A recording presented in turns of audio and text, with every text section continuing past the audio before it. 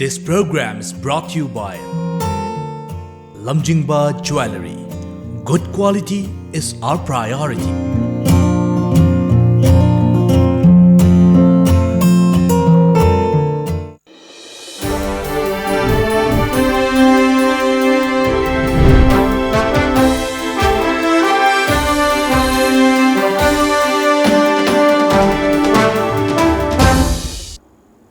Kurumzari, Times of Manipur Tom TV ki The Morning Talk Raising the Voice mayang tabiriba kwai punamakpo ahan mamaktada taram noksari.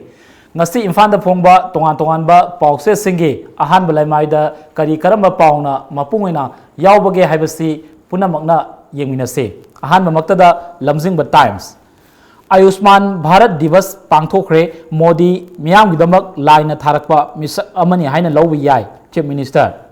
BLO Singna Niyom Sumna Thabak Tawbiu Atopa Pau Amadana Manipur gi National Sports University gi Thabak Lawbagi interview Delhi da Pangthokpa Maram Chade haiba Dr. R.K. Ranjan MP gi wafam ko tawduna phongre Atopa Pau Amadana LPG na thauba autoriso senbe yaro haiba Transport Department na thokpa order ma khaksu mapung haiba pau yauri Atopa Pau Amadana voter updation da mitop yahonbe yaro haiba JSC LPS ki warol asina Lamjingba Times ki mapung ba pau oiri mathangda phongnafam electoral roll update tawbada valid oidaba hapsilabadi action lokhot kani haiba Chief Minister N Biren gi wafam ko tawduna banner headline wina pire atopa pau amadana rajniti ga mari leinaba pauda Chief Minister sinba pamba MLA ahumna Delhi da Governor Nazma Heptulla ga unakre haiba pau sesu mapung ba pau oire atopa pau amadana Manipur State Museum ki Golden Jubilee Thorom Pangthokre State ki oiba museum sing anauba mongda sengbolagani haiba Agriculture Minister N Jayanta Kumar gi wafam ko tawduna phongle atopa pau amadana Ministry ki e-vehicle gi training da Manipur saruk yakidre state ayamana mathang sahidagi e-vehicle public transport hawdoknaba pandam thamkre haiba pau asina pongnafam pau gi mapung oiba pau oire mathangda naharon gi thodam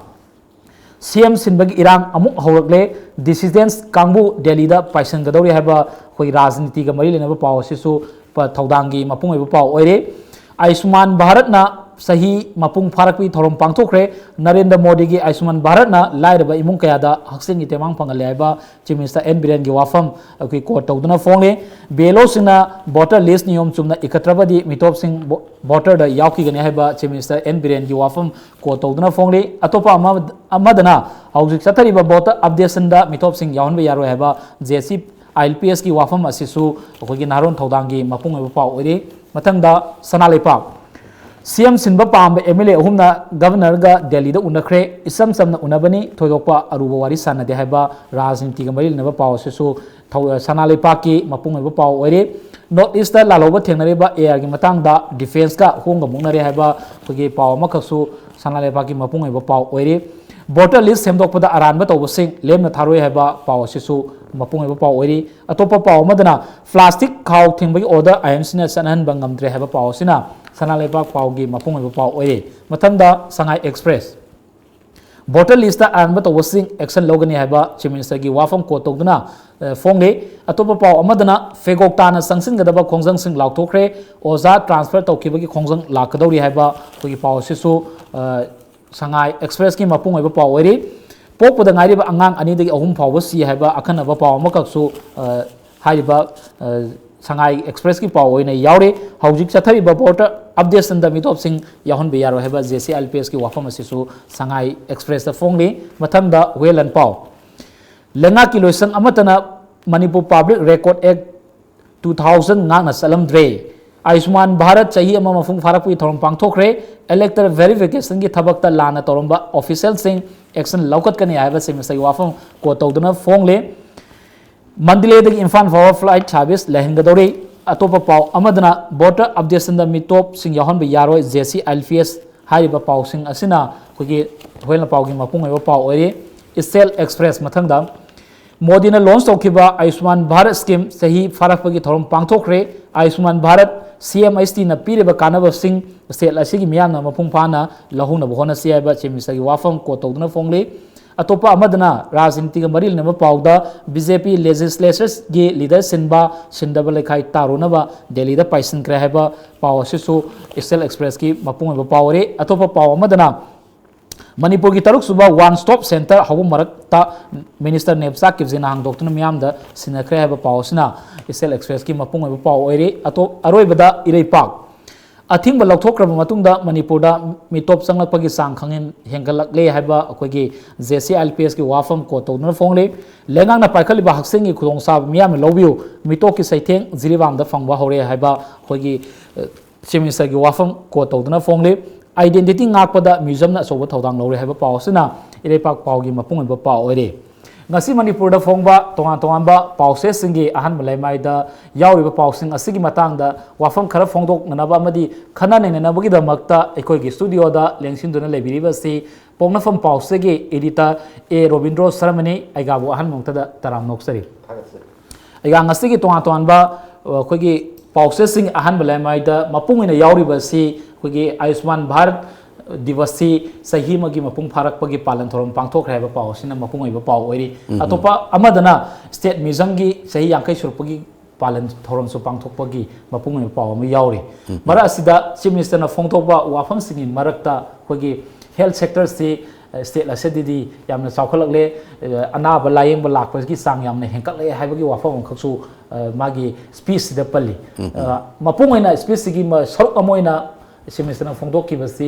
बेलो सिंह हौजिकसे मिंग voter list मिंग हापसनबा लौथोकपा ममिंग सेमदोकपा गी थबक कान सथरी मरा सिदा सिमिस्टरना हाइरि वाफम सि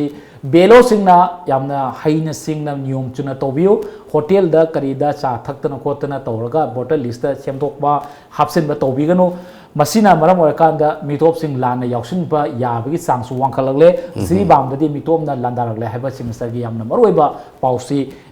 कोट तौदुना अयाम फोंगनरी मरक असिदा अखोई सिमिस्टरना फोंदोइबा वाफम सि मिटोक की वाफम सि अमदि बेलो सिंगना अखोई बोटल लिस्ट मिंग हापचनबा लौथोकपा सेमदोकपसिदा बेलो सिंग अचोब थौदांग लई कैगुंबा मसिदा अरानबा तौरम लगदी बेलो सिंग एक्शन लौखकने हाइबि वाफम सि सिमिस्टरना फोंदो वाफम सि कमाइने यंबेगा किता थम्बि कोई इलेक्टोरल रोल्स की समरी डिवीजन हाई ताई मसी सही गुतिंग की पांथोपा इलेक्शन कमीशन की एक्सरसाइज जम चाव एक्सरसाइज जमने मसी कोई भारत की स्टेट यूनियन टेरिटोरी खुदिंग मक्ता पांथोपने कोई जनवरी तांग अमन क्वालिफाइंग डेट ओरगा हाइबदी होजिक येंगब मतमदा मथंग सही की जनवरी तांग अमदा मसागी सही तरागा निपान सुबा नारोल नुपी मसा नुपा मसा नारोल सिंह यहनबा लेखिदबसिंग लौथोकनबा मपुंग ओइबदी अदु ओइदुनी अन मसी सही खुतिंगी पांथोकपनी मसिदा होइदी 2017 द इलेक्शन तौरे अदु इलेक्शन सी करिगुंबा लाइबक थीद्र मिताम पोलगो म हेड तौ बतारगदी मसी चली सही द तौतारगना ममांग होगिबा जनवरी द फोंगिबा अखोगी इलेक्टोरल रोल सुदा बेस तौक तौतारे मथंग सही द तौतारगना हदक सही की होजिगी फोकदुरिसे मसी द तौतारे अदना नसागी बसी यामन मरु ओइबा अखोगी सही मंगा चकदौनी 2017 तौ 2020 2023 बा लेगदौनी हाइबि वा लेते अखोइना वंस इलेक्टोरल रोल्स दि यावरगदी कक्थोक कसिनगी कनो प्रॉब्लम्स मयाम लेबनिना अखोइना सेक्शन बगी तगाई फदबदी याम ले अदा क्लेम एंड ऑब्जेक्शन कौरकनी अहामबदा मोइना मपुंग ओइबसी मोइगी इनुमरेटर सिंग द चटलगा युम चटलगा हंगनी थीगनी कना कना सिथना दव कना कना यावब याबा कना कना लेगदब थीगनी अदगी ड्राप अमा फोंगकनी ड्राप इलेक्टोरल रोल्स फोंगकनी ड्राप सिदा येदिंगबा दगी सिथना दव हापजनिंगबा कना कना लेबगे हेदना बतम पीरगा कौरकनी मतमदुदा आइगिसदा होरगना आई हंदक चाही टाइम पान सुदौने आई मिंग याहोद्रे हापजनबियु आदे नत्रगना यासिदा यावरसि चुमदे मासी याहुम थोक्तो मिनी याहोलोइदौनी हाइबा सिन ऑब्जेक्शन तारेको मतमंग पीरकनी क्लेम एंड ऑब्जेक्शन की अखोई से सूम येंबद कया कन्नदी थौवा सानदब माले अब मपानदबदी वोटर लिस्ट मिटोप याहन यारोय अदु तोरोय क्लेम एंड ऑब्जेक्शन की मतम लाप मतम सिदा पोलिंग स्टेशन खुदिंगी हुईती नहावाईदौना इलेक्शन ऑफिस चलगा इलेक्टोरल रोल सु तालुद्रसु यारे कनोदा कंप्यूटर दा वेबसाइट दा थागलगा लेरे पोना पोलिंग स्टेशन वाइज येंगेगा सिदा हाना लेरमबदु सि हंदक लाइबदु सि हाबचले हाइबसि खंगगा हेक्ता ऑब्जेक्शन तौबा याबदुदि तौनदिएब क्या तौनदे जायें कनो तौरकांदा लोयरकांदा हायरकदि खंगदेको आइसि अमुबसुमसु लाना कनो तौबदि नत्ते अदु क्या तौनदे अखोई सिदा तौनरमदि गसी अखोई इलेक्टोरल रोल्स ता मिटोप मयाम अमगी ममिंग यावरे हैरिसे यावरमदब याबने अदे ममांगी होगी इम्फाल म्युनिसिपल कॉर्पोरेशन की इलेक्शन दा वार्ड खरददी अखोई इंडिजिनस पीपल की मसिंगदगी मिटोप ने हेले ना वाटोप ओइने ग्रिमनी अदे असेंबली कंस्टिट्यूएंसी सिंगी मरकतसु जिरीबाम पन्नरीबनी याम याम में है ना मसे सही खुदिंगी सुम पांगथोक्तना लाइबा समरी रिविजन सिदा मागी क्लेम एंड ऑब्जेक्शन की पीरिबा मतमदुगी मनुंगदुदा ऑब्जेक्शन तहोरबदी कक्थलंबा याब पोतो कक्थलहौदना सिमयाम सुम हाबजल सुम याउसन बने खल्ले अदो मसी होइते पेयाम दा अवेयरनेस हम लेरेना लौजरे आई हुजिंग मतम सिदि अकोगी मिटोप की करी की वाफम से हाना क्या कन खलम द्रगसु होइति मसी यामना अरुबा वाफम ओइरे अदुगी बिपुंग खुदिक मक्तसु मसी की कनोसे लेरे है खंगे है खुजिति खंजरे अदुना हंदक की सिदि अकोगी इनुमरेटर सिंगना होटल दा कई दा तौदु सरकार की माइकेदगी से मिनिस्टर ने एक्शन लौने हैवना अमनी पीपल की माइकेदगिसु कनागुम्बा इनुमरेटर सिंगना युमदा चटलगा नियम चुमना वोटर लिस्ट इखटपगी महुता होटल दा कई दा फमगा मी अमदई वारी सारगा पंगी इब खोप थेंगरकपदा फादना पुन्ना तौनरकदौ सुमाले तौगुम जुतोय नियम चुमना तहन्नबा अदुगा क्लेम एंड ऑब्जेक्शन की मतम लाकु मतम दसु सोइदना मकी हंदक्ति सि याहुम थोई याहुम थोकते हैबगी कनोसे क्लेम एंड ऑब्जेक्शन से फजना तौरकनेना आई थाजब थम तंगाई फदना अखोगी वोटर सिंग दसु मखोय मखोगी वोटर ममिंग से हापसन लौथोप सेमदोप क्लेम ऑब्जेक्शन से यामना तंगाई फदना तौहोदब यादे हाबि वाफमसु अदगी अमरोम द सरकार की ऑफिशियल सिंगनसु नियम सुमना तौबियोना हाबि वाफमनि एगाना थंबिरिबसे मखा तारकपदा अखोगी थौरमदुदा सेमिस्टरना फोंदोकेबसे अखोगी जेनिम्स का रिम्स का से एम्स की थाकता सेंगटपगी मथौ तारे हाइबा वाफम थंबी मरक असिदा अखोगी अनाब लायेंब लापगी सांग से गवर्नमेंट के हॉस्पिटल अदी प्राइवेट सिंग दे यामना येंब लापगी सांग से हेंगटलगे मसिना अखोगी हेल्थ सेक्टर द पब्लिक खैना मियामना थाजबगी सांग हेंगटले हाइबा अखोगी सेमिस्टर की वाफम सुपल्ली मरक असिदा अखोगी संगाई एक्सप्रेस दा अखोगी उखुल डिस्ट्रिक्ट की अखोगी चिंगाई असेंबली कॉन्स्टिट्यूशन की मनुंग लाइब रिंगुई खुल हाइबा सिददी सही मगी मनुंग दा अंगांग सी पोकदा गाइबा अंगांग सी अनिंत्रा अहुम सी हाइबगी वाफम अंखसु कोट तौदुना फोंगले मा अखोगी हक्सेन की प्रोग्राम सी इम्फान मनुंग के कॉन्सेंट्रेट एरिया ददी फना फगले हारगसु इम्फान की वांगदा लेरिबा फेरी एरिया ददी हक्सेन की प्रोग्राम सी कदाई फाव इफेक्टिव ओइगे हाइबसी अचो वहांग मोइरी मतांग स्वाइदा एगागी मेंग दा करी अंथमेन मतंग सिदा इहान हाना थमजनिंगबसी हॉस्पिटल दा अनाब मयाम लायेंग लाए हैरगा मदुगी लैरिब समाज मदुगी मियाम दो मसा फरे लौबुदी याब नते अनाब याम लैरे हेबनी अनाब बसिंग याम लैरे अनाब याम लैरे अदुना लायेंग लाइबनी हॉस्पिटल दा चले अनाब वाक तो उयेदो बिक्रिक इनै मसिना तोपमनी अखोगी मियाम से मसा फत्ते लाइना चेले हाइबदी अइना थमजरिब वफम से अखोई मणिपुर की मियाम से नहावाई की अहलमन सिंगी मतम दा मसामो फरंबा लेना तिना संगम दबदो नसीदी अना अयेकना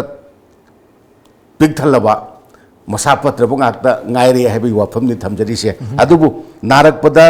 लायिंग बगी खुदोंग चाबो फंगनबा ngam pose masisu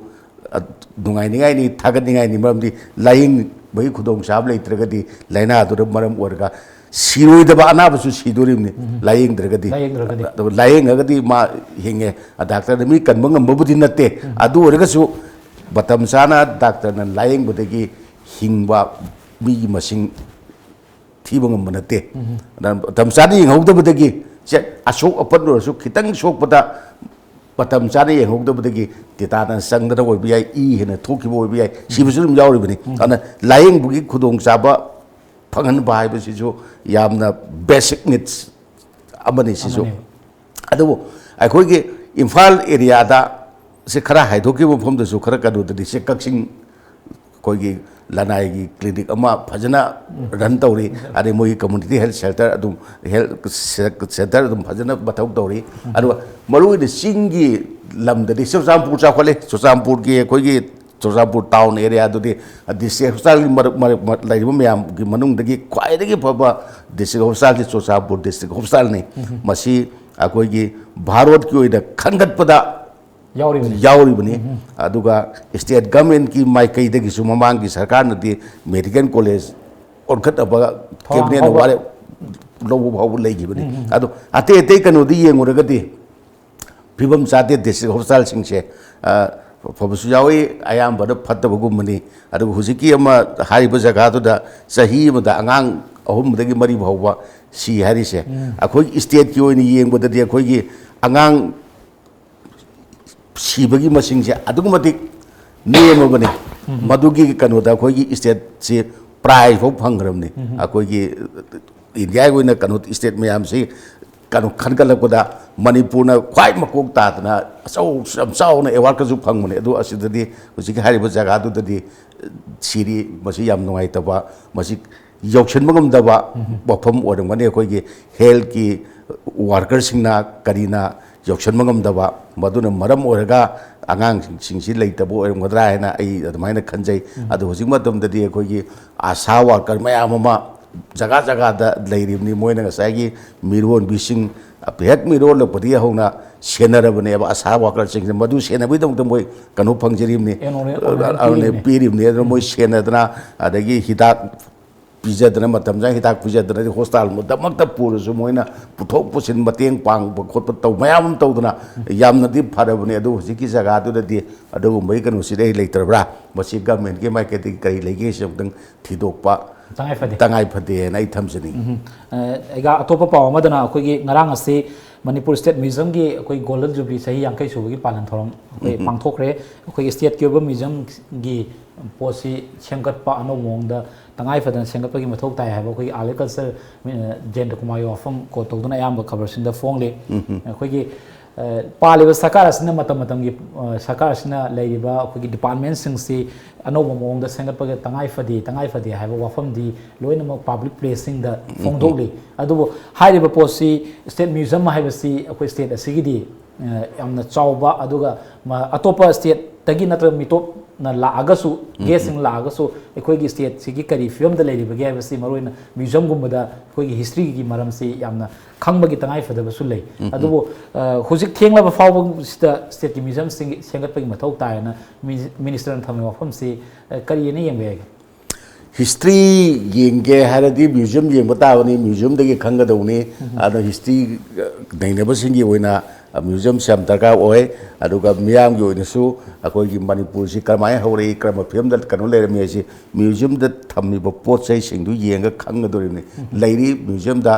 akoina ugi makta da akoi gi kanu de langol da akoi gi cherau sing dagi phangi ba sana mayam tham leibani museum da leibani maduna batam amada sum bak phibam da लेरोन चनबगी कनो से चटनरमी हाइबसी हुजिकी दुना ताक तो हुजुदे खोइ मी सि लेत्रका पोलोय बा खोइ संस्कार मै थाबा अरे कनागुमना अखोइ हाना बै थारम देदना अखोइ लेरोन चनबा हाना बिबिसना कनो दो कनो लेरोन चनगी मा मै थादे ngसागी कनो मोइ थाजनबगी मतुगिना अदगी मुस्लिम सिंग मै थादे क्रिस्तान थादे हिंदू र थाई अदुगा कोइ कनो हिंदू नतब सिंगसु मै थाबा अदुम यावरी अदुना कम मोंगदा तौरमगे हाइबदु हुजिकी दुनु ताए अद म्यूजियम चाखरन बाइबिस द मियाम गी माइकई दगी पीबे याब मतेंग पीबगी तंगाई पदसु लेब्रा हैना से म्यूजियम सी पोचै मयाम डॉक्यूमेंट मयाम लेबत म्यूजियम मो ओहेना बोहन द गवर्नमेंट मदु लोनमक लेना थीना तौबदी वागनी हैजरिबा अदु लनाई म्यूजियम युमदा खुत्ता लेनरम याय से कनोगे अखोगी जापान लान की हैरसु कनोगी सेकेंड वर्ल्ड वार की हैरसु सेकेंड वर्ल्ड वार मरी लेना कनागुम लनाई युमदा सोयनोगी लेना मुने खाली डॉक्यूमेंट जो लेना मुने खाली मदु पाइसल लगा थमजनबे मोता मचु मियाम की ओइना मियाम की कानजनबा म्यूजियम द दान तौबिबा तौबुसु यावदमति यावी ममांग दा कोइ दुम थेंनै म्यूजियम द समायना दान तौयेना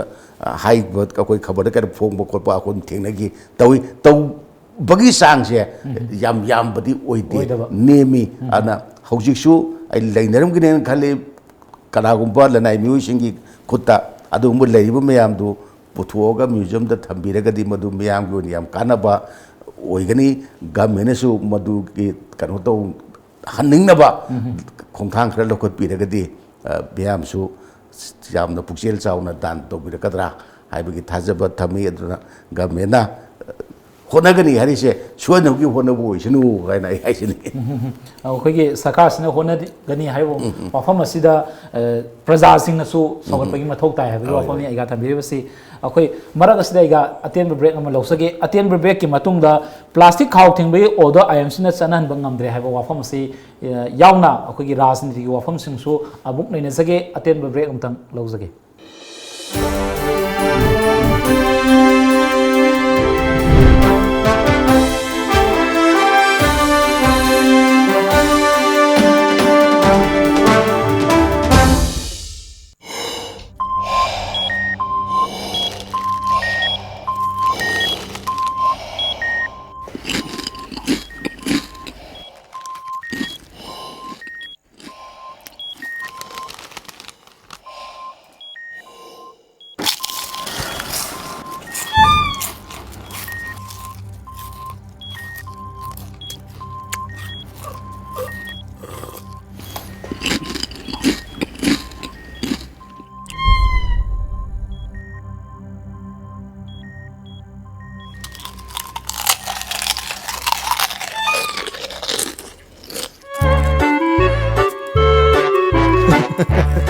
कंगला फूड प्रोडक्ट ती इरम दंगी असेंग महाउन येंग दियो गार्लिक मिक्सर खत्ता नतना कंगला गी अनोब फूड आइटम सिंगी महाउ खंगलबदा ngauroi दव कनाबु लेबगे कंगला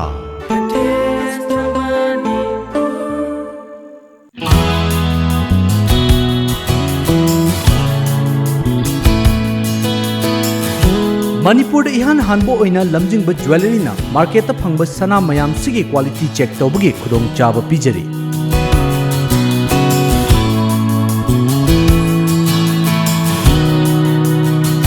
अदोम अदोम की लेजरीब सनाद यावरीब एलोय अमदी एलिमेंट्स कयागी चांग Marik Chumna accurate quality अमदी quantity ग लोइनना खंगनब ngamlagani लमजिंग ज्वेलरी ना पिजरीब खुदोंग चाबा असि लौबिहौ अदोम की सना अदु सेंगी नत्रग सेंगदे हाइबगी चिंगनाबदु कोखनबियो अकुप मरोल की दमक लमजिंग ज्वेलरी दा लेंगसिनबिरउ Lamjingba Jewelry. Good quality is our priority. This program is brought to you by Lamjingba Jewelry. Good quality is our priority.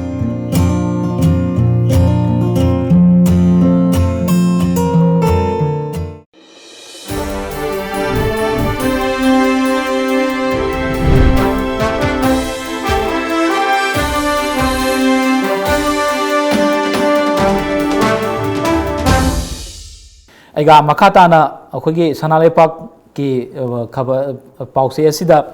अखनब pav ओइना plastic खाउ थिंगबगी order IMC ना चनहनब ngamdre हैबा अखनब पाव मका ऐगा सनालेपाक पाउसे असिदा यावरी ममांग सही फेब्रुवारी की तांग 13 दा कमिश्नर अखोगी आईएमसी कमिश्नर चंद्र कुमार ना थोकिबो ऑर्डर अमगी मतुंगिना अखोगी बाजार मनुंग ता केथेन मनुंग दा प्लास्टिक खाउ सी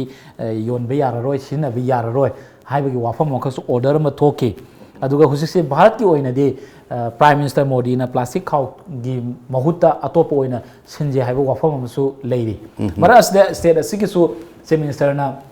म्याम तेनबा ꯄ꯭ꯂꯦꯠꯐꯣꯝꯁꯤꯡꯗ ꯄ꯭ꯂꯥꯁꯇꯤꯛꯀꯤ ꯁꯤꯖꯤꯟꯅꯕꯒꯤ ꯃꯍꯨꯠꯇ ꯑꯩꯈꯣꯏꯒꯤ ꯏꯔꯝꯗꯝꯒꯤ ꯑꯣꯏꯕ ꯄꯣꯠꯁꯤꯡ ꯆꯦꯒꯤ ꯑꯣꯏꯔꯁꯨ ꯑꯗꯒꯤ ꯐꯪꯁꯟꯁꯤꯡꯗ ꯄ꯭ꯂꯥꯁꯇꯤꯛ ꯕꯣꯇꯜꯒꯤ ꯃꯍꯨꯠꯇ ꯑꯩꯈꯣꯏꯒꯤ ꯒ꯭ꯂꯥꯁ ꯑꯣꯏꯅ ꯁꯤꯖꯤꯟꯅꯁꯦ ꯍꯥꯏꯕ ꯋꯥꯐꯝ ꯑꯃꯈꯛꯁꯨ ꯁꯤ ꯃꯤꯅꯤꯁꯇꯔꯅ ꯌꯥꯝ ꯀꯟꯅ ꯊꯝꯃꯤ ꯍꯧꯖꯤꯛꯁꯤ ꯏꯟꯚꯥꯏꯔꯣꯟꯃꯦꯟ ꯏꯀꯣꯂꯣꯖꯤꯀꯦꯜꯒꯤ ꯗ ꯄ꯭ꯂꯥꯁꯇꯤꯛꯅ ꯑꯆꯧꯕ ꯆꯩꯊꯦꯡ ꯑꯃ ꯄꯤꯕ ꯃꯔꯛ ꯑꯁꯤꯗ IMCꯒꯤ ꯑꯣꯔꯗꯔ ꯑꯁꯤ ꯆꯠꯅꯍꯟꯕ ꯉꯝꯗ꯭ꯔꯦ ꯕꯖꯥꯔ ꯃꯅꯨꯡꯗ ꯏꯝꯐꯥꯜ ꯀꯩꯊꯦꯜ ꯃꯅꯨꯡꯗ ꯍꯥꯏꯕ ꯋꯥꯐꯝ ꯑꯁꯤ ꯑꯩꯒ ꯀꯃꯥꯏꯅ ꯌꯦꯡꯕꯤ ꯀꯩꯅꯣꯒꯤ ꯑꯩꯈꯣꯏꯒꯤ ꯍꯥꯟꯅꯒꯤ ꯐꯤꯕꯝꯗꯧꯅ ꯌꯥꯝꯅ ꯐꯣꯡꯅ ꯌꯥꯝꯅ ꯂꯥꯏꯅ ꯁꯤꯖꯤꯟꯅꯕꯃꯛꯇꯨꯗꯤ ꯎꯗ꯭ꯔꯦ ꯑꯩꯈꯣꯏꯁꯨ ꯃꯥꯔꯀꯦꯇꯤꯡ ꯆꯠꯄꯗ ꯁꯨꯝ ꯌꯦꯡꯕꯗ ꯆꯦꯈꯥꯎꯁꯦ ꯂꯣꯠꯂꯒ ꯊꯝꯃꯦꯕ ꯑꯗꯨꯒ ꯐꯥꯏꯅꯦ ꯀꯥꯏꯅ ꯇꯧꯔꯒ ꯌꯥꯝ ꯂꯣꯟꯅ ꯄꯨꯊꯣꯛꯑꯒ ꯇꯧꯕꯒꯤ ꯐꯤꯕꯝ ꯑꯃꯗꯤ ꯂꯥꯛꯇꯤ ꯂꯥꯛꯑꯦ ꯄꯨꯡꯃꯨꯠ ꯃꯨꯠꯄꯗꯤ ꯅꯠꯇꯦ ꯍꯥꯏꯕꯗꯨꯅꯤ ꯑꯗꯨꯒꯤ ꯋꯥꯐꯝꯗꯨꯒꯤ ꯋꯥꯅꯤ ꯃꯨꯠꯇꯕꯒꯤ ꯋꯥꯗꯨꯅꯤ ꯑꯗꯨꯒ ꯑꯍꯣꯡꯕ ꯈꯤꯇꯪꯗꯤ ꯂꯥꯛꯑꯦ ꯑꯗ ꯃꯃꯥꯡꯗꯁꯨꯅꯤ ꯃꯁꯤ ꯃꯃꯥ ꯀꯩꯅꯣꯒꯤ ꯊꯤꯡꯉꯦꯅ ꯁꯨꯃꯥꯏꯅ ꯍꯦꯛ ꯇꯧꯔꯨꯔꯒ ꯑꯃꯨꯛ ꯍꯦꯛꯇ ꯀꯩꯅꯣꯒꯤ ꯍꯥꯟꯅꯒꯤ ꯐꯤꯕꯝ ꯍꯦꯛꯇ ꯂꯥꯛꯄꯒꯤ ꯄꯣꯠ ꯑꯃꯁꯤ ꯁꯨꯝ ꯊꯦꯡꯅ ꯂꯥꯛꯑꯦ ꯑꯗꯣ ꯍꯟꯗꯛꯇꯤ ꯑꯩꯈꯣꯏꯒꯤ ꯏꯟꯗꯤꯌꯥ ꯄꯨꯝꯕꯒꯤ ꯑꯣꯏꯅ ꯁꯤꯡꯒꯜ ꯌꯨꯁ ꯄ꯭ꯂꯥꯁꯇꯤꯛꯁꯤ ꯌꯥꯔꯔꯣꯏ ꯍꯥꯏꯕꯒꯤ ꯄꯣꯠ ꯑꯃꯈꯛ ꯂꯥꯛꯄꯅꯤꯅ ꯍꯣꯏ ꯀꯩ ꯑꯣꯏꯔꯛꯄ ꯌꯥꯕꯒꯦ ꯍꯥꯏꯕꯗꯨ ꯌꯦꯡꯃꯤꯟꯅꯕ ꯆꯪꯉꯤ ꯑꯗꯨꯒ ꯃꯔꯨꯑꯣꯏꯅ ꯑꯩꯅ ꯊꯝꯖꯅꯤꯡꯕꯁꯤ ꯄ꯭ꯂꯥꯁꯇꯤꯛꯁꯤ ꯑꯩꯈꯣꯏꯒꯤꯁꯤ ꯃꯣꯔꯦꯔꯣꯝꯗꯒꯤ ꯑꯌꯥꯝꯕ ꯆꯪꯉꯛꯀꯨꯝ ꯇꯧꯕꯅꯤ ꯃꯣꯔꯦꯔꯣꯝꯗꯒꯤ ꯑꯩꯈꯣꯏꯒꯤ ꯁꯤꯗ ꯁꯤꯖꯤꯟꯅꯔꯤꯕ ꯀꯩꯅꯣꯁꯤ ꯑꯇꯩ ꯑꯇꯣꯞꯄ ꯏꯁꯇꯦꯠꯁꯤꯡꯗꯒꯤ ꯂꯥꯛꯄ ꯅꯠꯇꯦ ꯑꯩꯈꯣꯏ ꯁꯤꯗ ꯁꯥꯕ ꯅꯠꯇꯦ ꯃꯣꯔꯦꯔꯣꯝꯗꯒꯤ ꯂꯥꯛꯄꯅꯤ ꯑꯗꯣ ꯃꯁꯤ ꯔꯤꯁꯥꯏꯀꯜ ꯇꯧꯔꯕ ꯄꯣꯠꯁꯨ ꯑꯣꯏꯕ ꯑꯗꯨꯒ ꯚꯔꯖꯤꯟꯁꯨ ꯅꯠꯇꯕ ꯑꯗꯩ ꯃꯣꯏ ꯃꯥꯏꯀ꯭ꯔꯣꯟ 50 ꯌꯧꯅ ꯊꯥꯗꯕ ꯀꯥꯏꯗꯣ ꯑꯗꯣ ꯃꯁꯤ ꯑꯩꯈꯣꯏꯒꯤ ꯍꯦꯜꯊ ꯍꯖꯥꯔꯠꯁꯨ ꯑꯣꯏꯕ ꯏꯟꯚꯥꯏꯔꯟꯃꯦꯟꯇꯁꯨ ꯌꯥꯝ ꯁꯣꯛꯄ ꯑꯗꯨꯒꯨꯝꯕ ꯄꯣꯠ ꯑꯃꯈꯛꯅꯤ ꯃꯁꯤ ꯇꯨꯡꯒꯤ ꯌꯦꯡꯉꯒ ꯑꯩꯈꯣꯏ ꯃꯁꯤ ꯁꯤꯖꯤꯟꯅꯕ ꯇꯣꯛꯄꯁꯤꯃꯛꯇꯤ ꯏꯁꯥꯗꯒꯤ ꯍꯧꯕꯅꯕꯨ ꯆꯨꯝꯃꯕꯖꯥꯠꯅꯤ ꯏꯁꯥꯅ ꯑꯩꯗꯤ ꯄ꯭ꯂꯥꯁꯇꯤꯛꯁꯤ ꯁꯤꯖꯤꯟꯅꯖꯔꯔꯣꯏ ꯑꯗꯒꯤ ꯕꯖꯥꯔꯗ ꯄꯣꯠ ꯂꯩꯕ ꯗꯨꯀꯥꯟꯗ ꯄꯣꯠ ꯂꯩꯕ ꯆꯠꯂꯒꯁꯨ ꯑꯩ ꯈꯥꯎ ꯄꯨꯖꯗ꯭ꯔꯦ ꯅꯣꯏ ꯄ꯭ꯂꯥꯁꯇꯤꯛꯇꯣ ꯍꯥꯞꯄꯤꯔꯛꯀꯅꯨ ꯌꯨꯝꯗ ꯊꯝꯐꯝ ꯂꯩꯇꯦ ꯌꯨꯝꯗꯁꯨ ꯄꯨꯡꯆꯥꯏ ꯆꯥꯏꯕꯗꯤ ꯄ꯭ꯂꯥꯁꯇꯤꯛꯅ ꯏꯪꯈꯣꯜꯗ ꯆꯥꯏꯅꯤ ꯃꯅꯥ ꯃꯁꯤꯡ ꯊꯥꯔꯦ ꯍꯧꯔꯣꯏ ꯃꯥꯗꯤ ꯂꯩꯅꯨꯡꯗ ꯂꯩꯔꯦ ꯁꯨꯡꯄꯨꯝ ꯀꯩꯅꯣ ꯇꯧꯗꯦ ꯄꯠꯇꯦ ꯃꯥꯡꯗꯦ ꯃꯩ ꯊꯥꯔꯦ ꯃꯩꯈꯨꯗꯨꯅ ꯀꯩꯅꯣꯗ ꯑꯩꯈꯣꯏꯒꯤ ꯄꯣꯂꯨꯁꯟ ꯊꯣꯛꯍꯜꯂꯤ ꯍꯛꯆꯥꯡ ꯁꯣꯛꯍꯜꯂꯤ ꯃꯌꯥꯝ ꯑꯃ ꯌꯥꯝ ꯐꯠꯇꯕ ꯄꯣꯠ ꯑꯃ ꯑꯣꯏꯌꯦ ꯄ꯭ꯂꯥꯁꯇꯤꯛꯁꯦ ꯑꯗꯒꯤ ꯑꯩꯈꯣই ꯍꯧꯖꯤꯛ ꯌꯥꯝ ꯀꯤꯅꯤꯡꯉꯥꯏ ꯑꯣꯏꯕ ꯄ꯭ꯂꯥꯁꯇꯤꯛ ꯒ꯭ꯂꯥꯁ ꯆꯥ ꯊꯛꯏꯁꯦ ꯑꯩꯈꯣꯏꯅ ꯃꯁꯤꯗ ꯑꯁꯥꯕ ꯄꯣꯠꯁꯤ ꯄ꯭ꯂꯥꯁꯇꯤꯛꯀꯤ ꯀꯩꯅꯣꯗ ꯀꯟꯇꯦꯅꯔꯁꯤꯗ ꯍꯥꯞ ꯇꯥꯔꯒꯗꯤ ꯃꯗꯨꯒꯤ ꯔꯤꯌꯦꯛꯁꯟ ꯑꯃ ꯊꯣꯛꯑꯦ ꯍꯥꯏꯕꯅꯦꯕ ꯑꯗꯣ ꯔꯤꯌꯦꯛꯁꯟꯗꯨꯅ ꯍꯛꯆꯥꯡꯗ ꯌꯥꯝꯅ ꯃꯥꯡꯕ ꯄꯣꯠꯁꯨ ꯑꯣꯏꯍꯟꯕꯅꯦꯕ ꯑꯗꯨꯅ ꯃꯁꯤ ꯏꯁꯥꯅ ꯑꯩꯗꯤ ꯄ꯭ꯂꯥꯁꯇꯤꯛꯁꯦ ꯁꯤꯖꯤꯟꯅꯖꯔꯔꯣꯏ ꯑꯩꯗꯤ ꯄ꯭ꯂꯥꯁꯇꯤꯛ ꯀꯩꯅꯣꯗꯗꯤ ꯑꯩ ꯆꯥ ꯁꯨꯡꯊꯛ ꯊꯛꯇꯦꯕ ꯍꯣꯇꯦꯜꯗ ꯈꯪꯗꯦ ꯑꯃꯗꯤ ꯄꯦꯄꯔꯒꯤꯗꯨꯗꯤ ꯊꯛꯏ ꯑꯗꯣ ꯄ꯭ꯂꯥꯁꯇꯤꯛꯀꯤ ꯗꯤꯁꯄꯣꯖꯤꯕꯜ ꯒ꯭ꯂꯥꯁꯇꯨꯗ ꯑꯩ ꯆꯥ ꯁꯨꯡꯊꯛ ꯊꯛꯏ ꯏꯁꯤꯡꯒꯗꯤ ꯑꯗꯨꯝ ꯊꯛꯄ ꯌꯥꯎꯏꯀꯣ ꯑꯌꯤꯡꯕꯅꯤꯅ ꯑꯗꯣ ꯆꯥꯁꯤꯗꯤ ꯁꯨꯡꯊꯛ ꯊꯛꯇꯦꯕ ꯑꯗꯣ ꯏꯁꯥꯅ ꯁꯨꯃꯥꯏꯅ ꯇꯧꯗꯅ ꯑꯩ ꯃꯗꯤ ꯆꯥ ꯊꯛꯑꯣ ꯍꯣꯇꯦꯜꯗ ꯆꯪꯄꯤꯔꯁꯨ ꯑꯩ ꯅꯣꯏ ꯊꯛꯑꯣꯏ ꯒ꯭ꯂꯥꯁꯇ ꯄꯤꯔꯛꯀꯦꯔꯥ ꯑꯃ ꯇꯧꯒꯦꯔꯥ ꯇꯧꯔꯛꯑꯣ ꯅꯣꯏ ꯄꯩꯁꯥ ꯂꯨꯄꯥ 5 ꯂꯧꯒꯦꯔꯥ 10 ꯂꯧꯒꯦꯔꯥ ꯅꯣꯏꯒꯤ ꯄꯦꯄꯔꯒꯤꯗꯨꯗꯤ ꯈꯔ ꯇꯥꯡꯉꯦꯗꯅ ꯑꯩꯈꯣꯏꯒꯤ ꯑꯗꯨꯅ ꯄꯤꯌꯨ ꯑꯩ ꯄꯩꯁꯥ ꯂꯨꯄꯥ 10 ꯄꯤꯒꯦ ꯀ ꯍꯥꯏꯕꯒꯨꯝꯕ ꯑꯃ ꯏꯁꯥꯗꯒꯤ ꯇꯧꯔꯒ ꯍꯧꯗ꯭ꯔꯒꯗꯤ ꯑꯩꯒꯤ ꯍꯦꯜꯊꯁꯨ ꯐꯕ ꯑꯗꯒꯤ ꯑꯩꯈꯣꯏ ꯃꯌꯥꯝꯒꯤ ꯑꯀꯣꯏꯕꯒꯤ ꯐꯤꯕꯝꯁꯨ ꯐꯕ ꯑꯦꯟꯚꯥꯏꯔꯟꯃꯦꯟꯁꯨ ꯐꯕ ꯑꯗꯨꯅ ꯃꯁꯤ ꯃꯤꯌꯥꯝ ꯒ꯭ꯌꯥꯟ ꯇꯥꯃꯤꯟꯅꯕ ꯑꯃ ꯆꯪꯉꯤ ꯁꯔꯀꯥꯔꯅ ꯊꯤꯡꯕ ꯉꯥꯛꯇꯅꯁꯨ ꯑꯣꯏꯔꯣꯏ ꯑꯩꯈꯣꯏ ꯏꯁꯥꯅ ꯑꯩꯅ ꯍꯥꯏꯖꯔꯤꯁꯤꯅꯤ ꯄꯣꯠ ꯂꯩꯕꯗ ꯄ꯭ꯂꯥꯁꯇꯤꯛ ꯅꯣꯏ ꯄ꯭ꯂꯥꯁꯇꯤꯛꯇꯣ ꯄꯤꯔꯛꯀꯅꯨ ꯍꯥꯏꯅ ꯑꯩꯅ ꯈꯥꯎ ꯄꯨꯔꯒ ꯆꯠꯂꯗꯤ ꯑꯁꯤꯒꯤ ꯀꯩꯅꯣ ꯑꯃꯁꯨ ꯍꯦꯕꯤꯠ ꯑꯃꯁꯨ ꯑꯩꯈꯣꯏꯗ ꯁꯦꯝꯒꯠꯄꯅꯤ ꯂꯩꯔꯝꯗꯣꯏꯅꯤ ꯅꯍꯥꯟꯋꯥꯏ ꯃꯥꯔꯀꯦꯇꯤꯡ ꯆꯠꯄꯗ ꯈꯥꯎ ꯄꯨꯔꯒ ꯆꯠꯅꯔꯝꯃꯤꯕꯅꯤ ꯑꯗꯒꯤ ꯗꯨꯀꯥꯟꯁꯤꯡꯅ ꯄꯣꯠ ꯇꯝꯕꯗ ꯆꯦꯒꯤ ꯆꯦꯈꯥꯎꯗ ꯍꯥꯞꯄꯒ ꯄꯤꯔꯝꯃꯤꯕꯅꯦꯕ ꯃꯁꯤ ꯄ꯭ꯂꯥꯁꯇꯤꯛꯅ ꯂꯣꯏꯅ ꯁꯤꯟꯈꯤꯕꯅꯦꯕ ꯊꯨꯒꯥꯏꯈ꯭ꯔꯤꯕꯅꯦꯕ ꯑꯗꯨ ꯍꯧꯖꯤꯛ ꯃꯗꯨꯒꯤ ꯀꯜꯆꯔꯗꯣ ꯍꯧꯖꯤꯛ ꯁꯥꯒꯠꯄ ꯑꯃ ꯆꯪꯉꯦ ꯄ꯭ꯂꯥꯁꯇꯤꯛ ꯃꯨꯠꯅꯅꯕ IMCꯅꯁꯨ ꯃꯄꯨꯡ ꯑꯣꯏꯅ ꯑꯩꯈꯣꯏꯒꯤ ꯈꯔ ꯍꯦꯟꯅ ꯑꯦꯐꯦꯛꯇꯤꯚ ꯑꯣꯏꯅ ꯊꯕꯛ ꯇꯧꯕ ꯑꯃ ꯆꯪꯉꯦ ꯍꯥꯏꯕꯅꯤꯀꯣ ꯑꯩꯒ ꯃꯁꯤꯒ ꯃꯔꯤ ꯍꯥꯏꯐꯦꯠ ꯂꯩꯅꯔꯞ ꯇꯧꯕ ꯑꯩꯒ ꯃꯔꯨꯑꯣꯏꯅ LPGꯅ ꯊꯧꯕ ꯑꯣꯛꯇꯣ ꯔꯤꯛꯁꯣ ꯆꯦꯟꯕ ꯌꯥꯔꯣꯏ ꯍꯥꯏꯕ ꯇ꯭ꯔꯥꯟꯁꯄꯣꯔꯠ ꯗꯤꯄꯥꯔꯠꯃꯦꯟꯅ ꯊꯣꯛꯄ ꯆꯦꯔꯣꯜ ꯑꯃ ꯂꯣꯏꯅꯅ ꯃꯤꯅꯤꯁꯇ꯭ꯔꯤꯒꯤ ꯚꯤꯍꯦꯀꯜꯒꯤ ꯇ꯭ꯔꯦꯅꯤꯡꯗ ꯃꯅꯤꯄꯨꯔ ꯁꯔꯨꯛ ꯌꯥꯈꯤꯗ꯭ꯔꯦ ꯁ꯭ꯇꯦꯠ ꯑꯌꯥꯝꯕꯅ ꯃꯊꯪ ꯆꯍꯤꯗꯒꯤ ꯚꯤꯍꯦꯀꯜ ꯄꯥꯕ꯭ꯂꯤꯛ ꯇ꯭ꯔꯥꯟꯁꯄꯣꯔꯠ ꯍꯧꯗꯣꯛꯅꯕ ꯄꯥꯟꯗꯝ ꯊꯝꯈ꯭ꯔꯦ ꯍꯥꯏꯕ ꯑꯩꯈꯣꯏꯒꯤ ꯄꯣꯛꯅꯐꯝꯒꯤ ꯄꯥꯎ ꯆꯦ ꯑꯁꯤꯗꯁꯨ ꯃꯄꯨꯡ ꯑꯣꯏꯕ ꯄꯥꯎ ꯑꯣꯏꯅ ꯌꯥꯎꯔꯤꯕ ꯑꯩꯒ ꯃꯇꯥꯡ ꯁ꯭ꯋꯥꯏꯗ ꯄꯣꯂꯨꯁꯟꯗꯁꯨ ꯄ꯭ꯂꯥꯁꯇꯤꯛꯀꯤ ꯋꯥꯐꯝꯁꯤ ꯂꯩꯔꯤꯉꯩ ꯆꯔꯛ ꯑꯁꯤꯗ ꯑꯩꯈꯣꯏꯒꯤ ꯚꯦꯍꯤꯀꯜꯁꯤꯡꯁꯤ ꯑꯩꯈꯣꯏꯅ ꯁꯤꯖꯤꯟꯅꯔꯤꯕ ꯅꯣꯡꯃꯗ ꯁꯤꯖꯤꯟꯅꯔꯤꯕ ꯒꯥꯔꯤꯁꯤꯡꯒꯤ ꯃꯩꯈꯨꯁꯤꯡꯁꯤꯅ ꯌꯥꯝꯅ ꯆꯥꯎꯅ ꯑꯩꯈꯣꯏꯒꯤ ꯄꯣꯂꯨꯁꯟ ꯊꯣꯛꯍꯟꯕꯒꯤ ꯆꯥꯡꯁꯤ ꯍꯧꯖꯤꯛꯇꯤ ꯃꯥꯂꯦꯝꯒꯤ ꯑꯣꯏꯕ ꯏꯁꯨ ꯑꯃ ꯑꯣꯏꯔꯛꯂꯦ ꯁ꯭ꯇꯦꯠ ꯑꯁꯤꯗꯁꯨ ꯄꯤꯛꯆꯔꯒꯁꯨ ꯒꯥꯔꯤ ꯃꯁꯤꯡꯁꯦ ꯑꯁꯨꯛꯀꯤ ꯃꯇꯤꯛ ꯌꯨꯝ ꯑꯃꯗ ꯒꯥꯔꯤ 4-5 ꯂꯩꯁꯤꯜꯂꯛꯄ ꯇꯥꯏꯃꯤꯡ ꯑꯁꯤꯗ ꯑꯩꯈꯣꯏꯒꯤ ꯃꯔꯛ ꯑꯁꯤꯗ LPGꯅ ꯊꯧꯕ ꯑꯣꯛꯇꯣ ꯔꯤꯛꯁꯣ ꯈꯔ ꯑꯃ ꯆꯦꯟꯕ ꯏꯝꯐꯥꯜꯗ ꯊꯦꯡꯅꯔꯦ ꯍꯥꯏꯕ ꯋꯥꯐꯝꯁꯤ ꯑꯃ ꯂꯥꯛꯑꯦ ꯃꯁꯤꯒꯤꯁꯤ ꯇ꯭ꯔꯥꯟꯁꯄꯣꯔꯠ ꯗꯤꯄꯥꯔꯠꯃꯦꯟꯅ ꯊꯤꯡꯕꯒꯤ ꯋꯥꯐꯝꯁꯨ ꯂꯩ ꯂꯣꯏꯅꯅ ꯚꯥꯔꯠꯀꯤ ꯑꯣꯏꯅ ꯚꯤꯍꯦꯀꯜꯒꯤ ꯇ꯭ꯔꯦꯅꯤꯡꯗ ꯃꯅꯤꯄꯨꯔ ꯁꯔꯨꯛ ꯌꯥꯈꯤꯗ꯭ꯔꯦ ꯍꯥꯏꯕꯁꯤ ꯑꯩꯒ ꯀꯃꯥꯏꯅ ꯌꯦꯡꯕ ꯀꯩꯅꯣꯒꯤ LPGꯒꯤꯗꯨ ꯍꯥꯟꯅ ꯁꯝꯂꯞꯅ ꯊꯝꯖꯒꯦ ꯑꯩꯈꯣꯏꯅ ꯊꯦꯡꯅꯕꯗ ꯑꯩꯈꯣꯏꯒꯤ ꯗꯦꯜꯂꯤꯗ ꯀꯔꯤꯗ ꯀꯩꯅꯣꯁꯦ ꯑꯩꯈꯣꯏꯒꯤ LPG ꯅꯗꯤ ꯊꯧꯗꯦ ꯑꯣꯇꯣ ꯔꯤꯛꯁꯣꯅꯆꯤꯡꯕ ꯀꯥꯔꯅꯆꯤꯡꯕꯁꯦ CNG ꯑꯃꯗꯤ ꯊꯧꯏ ꯀꯝꯄ꯭ꯔꯦꯁ ꯅꯥꯏꯇ꯭ꯔꯣ ꯀꯔꯤ ꯑꯩꯈꯣꯏꯒꯤ ꯅꯦꯆꯔꯦꯜ ꯒ꯭ꯌꯥꯁ ꯍꯥꯏꯕ꯭ꯔꯥ ꯑꯗꯨ ꯊꯧꯏ ꯃꯗꯨ ꯔꯤꯐꯨꯦꯜ ꯇꯧꯐꯝ ꯑꯩꯈꯣꯏꯒꯤ ꯔꯤꯐꯨꯦꯂꯤꯡ ꯁꯦꯟꯇꯔ ꯑꯩꯈꯣꯏ ꯄꯝꯗ ꯀꯩꯗ ꯂꯩ ꯑꯣꯊꯣꯔꯥꯏꯖ ꯑꯩꯈꯣꯏ ꯃꯅꯤꯄꯨꯔꯗ ꯃꯗꯨꯒꯤ ꯔꯤꯐꯨꯦꯂꯤꯡ ꯁꯦꯟꯇꯔ ꯂꯩꯇꯦ ꯑꯗꯨꯒ ꯍꯧꯖꯤꯛ ꯁꯤꯖꯤꯟꯅꯗꯣꯏꯁꯤ LPG ꯑꯩꯈꯣꯏ ꯌꯨꯝꯒꯤ ꯆꯥꯛ ꯊꯣꯡꯅꯕꯗꯨ ꯑꯣꯏꯔ ꯃꯥꯜꯂꯦ ꯅꯍꯥꯟꯋꯥꯏ ꯖꯤꯞ ꯑꯃꯅꯤ ꯎꯈꯤꯒꯨꯝ ꯇꯧꯏ ꯃꯃꯥꯡꯗ ꯁꯤꯂꯤꯟꯗꯔꯗꯨ ꯊꯝꯃꯦꯔꯒ ꯊꯧꯕ ꯎꯈꯤꯒꯨꯝ ꯇꯧꯏ ꯖꯤꯞ ꯃꯃꯥꯡꯗ ꯑꯩꯈꯣꯏ ꯕꯝꯄꯔꯒꯤꯗꯨꯗ ꯄꯨꯜꯂꯒ ꯇꯧꯔꯒ ꯊꯧꯕ ꯖꯤꯞ ꯑꯃꯅꯤ ꯎꯈꯤꯒꯨꯝ ꯇꯧꯏ ꯑꯗꯨ ꯒꯃꯦꯟꯅ ꯑꯗꯨꯝ ꯊꯤꯡꯈꯤꯕ꯭ꯔꯥ ꯎꯈꯤꯗ꯭ꯔꯦ ꯃꯔꯝꯗꯤ ꯃꯗꯨ ꯅꯤꯌꯣꯝꯗꯤ ꯅꯠꯇꯕ ꯉꯁꯥꯏꯒꯤ ꯅꯤꯌꯣꯝ ꯑꯃꯒꯤ ꯃꯈꯥꯗ ꯇꯧꯔꯛꯀꯗꯧꯕ ꯑꯗꯨ ꯍꯧꯖꯤꯛꯁꯦ ꯀꯝꯄꯅꯤꯁꯤꯡꯅ ꯁꯥꯔꯒ ꯊꯥꯖꯤꯜꯂꯛꯄ ꯒꯥꯔꯤꯅꯤꯗ ꯍꯥꯏ ꯑꯗꯨ ꯇꯧꯔꯤꯒꯨꯝꯕꯁꯨꯡ ꯃꯗꯨꯒꯤ ꯔꯤꯐꯨꯦꯜ ꯇꯧꯐꯝꯁꯤꯗꯤ ꯂꯩꯒꯗꯧꯅꯦꯕ ꯂꯩꯇꯦ ꯀꯗꯥꯏꯗꯒꯤ ꯃꯥ ꯂꯅꯥꯏ ꯇꯧꯕ꯭ꯔꯥ ꯈꯣꯠꯄ꯭ꯔꯥ ꯇꯧꯕ꯭ꯔꯥ ꯑꯗꯨꯅ ꯃꯤꯁꯤ ꯃꯤꯅꯥ ꯊꯣꯛꯂꯛꯑꯗꯤ ꯀꯅꯥ ꯗꯥꯏꯇ ꯂꯧꯒꯗꯒꯦ ꯍꯥꯏꯕ ꯄꯣꯠꯇꯨꯅꯤ ꯂꯥꯛꯏꯁꯦ ꯑꯗꯨꯅ ꯍꯣꯡꯉꯛꯏꯕꯁꯤ ꯌꯦꯡꯉꯒꯗꯤ ꯃꯗꯨ ꯀꯩꯅꯣꯗꯒꯤ ꯗꯤꯖꯜꯅ ꯊꯧꯕꯗꯒꯤ ꯄꯦꯇ꯭ꯔꯣꯜꯅ ꯊꯧꯕꯗꯒꯤ ꯁꯤꯅꯗꯤ ꯐꯗꯣꯏꯅꯤ ꯏꯟꯚꯥꯏꯔꯟꯃꯦꯟꯇꯗꯤ ꯑꯗꯣ ꯒꯃꯦꯟꯅ ꯍꯥꯏꯔꯤꯕ ꯒꯥꯔꯤꯁꯤꯡꯗꯨ ꯆꯂꯥꯏꯕ ꯌꯥꯅꯕ ꯒꯃꯦꯟꯅꯁꯨ ꯈꯔꯗꯤ ꯁꯤꯟꯕꯤꯕ ꯆꯨꯝꯕ꯭ꯔꯥ ꯃꯔꯝꯗꯤ ꯁꯤꯒꯨꯝꯕ ꯃꯌꯥꯝ ꯆꯪꯁꯤꯜꯂꯛꯑꯒꯗꯤ ꯉꯁꯥꯏꯒꯤ ꯀꯥꯔꯕꯣꯟ ꯗꯥꯏꯑꯣꯛꯁꯥꯏꯗ ꯊꯥꯗꯣꯛꯄ ꯀꯩꯅꯣꯁꯦ ꯍꯟꯊꯒꯗꯧꯅꯤꯅ ꯑꯗꯨꯅ ꯏꯟꯚꯥꯏꯔꯟꯃꯦꯟꯠꯀ ꯌꯦꯡꯂꯨꯔꯒ ꯁꯤ ꯑꯩꯈꯣꯏꯗꯤ ꯏꯟꯀꯔꯦꯖ ꯇꯧꯐꯝꯗꯤ ꯊꯣꯛꯄ ꯍꯥꯏꯅ ꯈꯟꯖꯩ ꯑꯗꯒꯤ ꯑꯇꯣꯞꯄ ꯑꯃꯅ ꯚꯦꯍꯤꯀꯜꯒꯤ ꯃꯇꯥꯡꯁꯦ ꯑꯩꯈꯣꯏꯒꯤ ꯑꯣꯖꯥ ꯙꯅꯕꯤꯔꯒꯤ ꯑꯥꯔꯇꯤꯀꯜ ꯑꯃꯈꯛꯇ ꯍꯥꯏ ꯀꯥꯔ ꯑꯃꯅ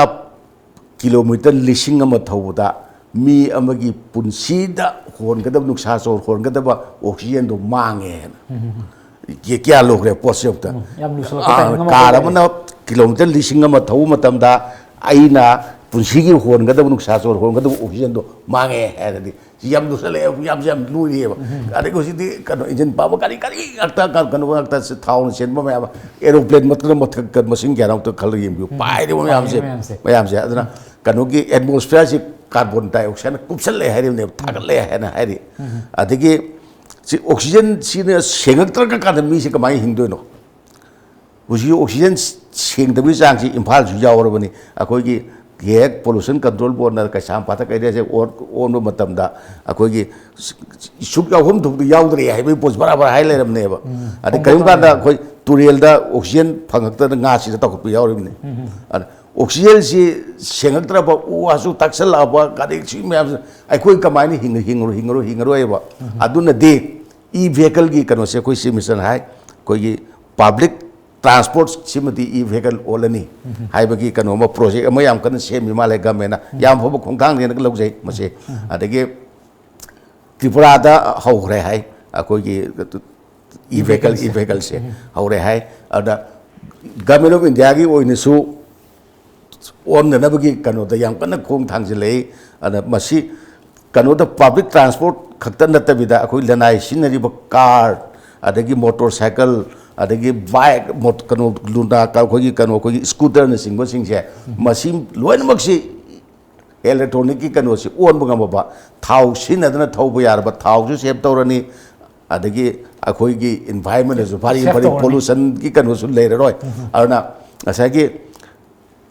सिगी खोंथांगसे बसी मालेम पुंबी ओना चंगसल तारगदी पृथ्वी से कन्म ngमगद्रा नत्रगदी पृथ्वी से उसे अमेज़न मैसाई बसी करी ओरकदगे खंगदे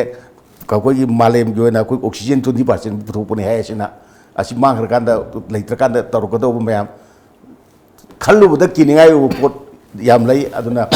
ई वेहिकल की मतांगना थांगजलिब गवर्नमेंट की खोंगतांग सिमदि आई यामना कन्ना आई सगुचनिंगी मसी याम माइ पाहनिंगी अथु मतमदा बसी की कनु अवोन बसे पुरकनबा उकना हनिंगी पुरकबसु ओइसिन मयाम की दमकता याम नुंगाइजे एगा ngasi egana lengbiraktuna ngasi ayukta phongba pause singi ahan malemai de yauriba pausing asigi matangda ega gi wakalon khara thabire bugidama ega bohan amukana thagasai ngasi gi oinadi tom tv na khudon tamjaba the morning talk raising the voice mieng tabireba kwai punamako amukana korumjari. This program is brought to you by Lamjingba Jewelry.